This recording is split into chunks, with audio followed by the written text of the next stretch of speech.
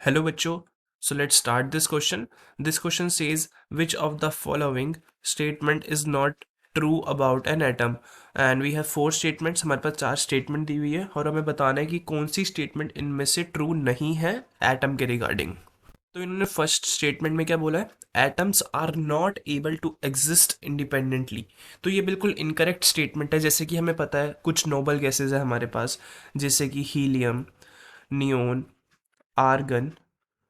इनको किसी दूसरे एटम की ज़रूरत नहीं है अपना ऑक्टेट जो फुलफिल करने के लिए. तो इसके अकॉर्डिंग मैं बोल सकता हूँ कि एटम एग्जिस्ट इंडिपेंडेंटली कर सकते हैं. सारे नहीं कर सकते बट कुछ एटम्स जैसे कि नोबल केसेस है वो इंडिपेंडेंटली एग्जिस्ट कर सकती हैं. तो अकॉर्डिंग टू दिस हमारा ए ऑप्शन जो है वो इनकरेक्ट हो जाएगा. तो मैं बोल सकता हूँ ये स्टेटमेंट जो है वो फॉल्स होगी हमारी. ए स्टेटमेंट जो है वो फॉल्स है. उसके बाद बी स्टेटमेंट है, atoms are the basic unit from which molecules and ion are formed. तो बी बिल्कुल ट्रू स्टेटमेंट है हमारी. Atoms are the basic unit which molecules and ion are formed. So that is the true statement. So B statement जो है वो हमारी true होगी. सी statement में क्या दिया हुआ है, atoms are always neutral in nature.